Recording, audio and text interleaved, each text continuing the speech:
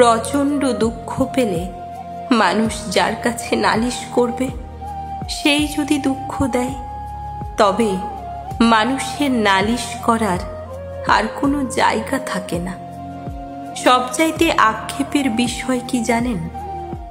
দুঃখ কিংবা কষ্ট পেলে যেখানে আশ্রয় খুঁজবেন সেখান থেকে আরো বেশি দুঃখ নিয়ে ফিরে আসাটা। যাকে বলবেন আপনি ভালো নেই, আপনার ভীষণ মন খারাপ, কোনো কিছুই ভালো লাগছে না, ভীষণ কষ্ট হচ্ছে, যদি সেই মানুষটাই আপনার মন খারাপের কারণ হয়, কষ্টের কারণ হয়, তবে নিজের এই অসহায়ত্বের কথা কাকে বলবেন? কাউকে বলা যায় না। নিজের ঘরে সুখ না পেলে মানুষ বাইরে যায়, বাইরে সুখ না পেলে মানুষ বনে যায়, আর বনেও সুখ না পেলে মানুষ একা থাকে। তবে বিশ্বাস করুন, নিজের ঘরেই যদি সুখ পাওয়া না যায়, তবে সুখের খোঁজে তামাম পৃথিবী ঘুরলেও কেবল দুঃখই মেলে।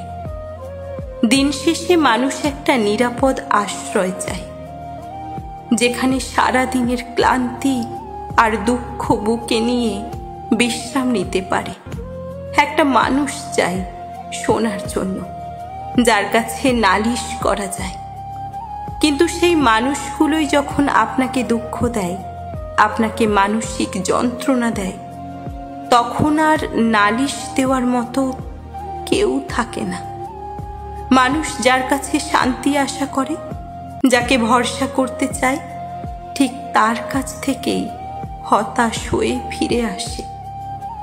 প্রত্যেকটা মানুষের এমন কেউ থাকা দরকার, যাকে দিন শেষে জমানো সব দুঃখ, কষ্ট, অভাববোধের কথা নির্দ্বিধায় বলা যায়।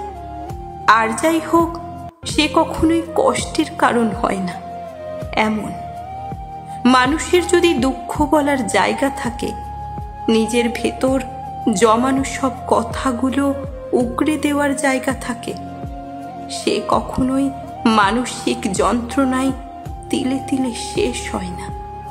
সে কখনোই মানসিক যন্ত্রণায় তিলে তিলে শেষ হয় না।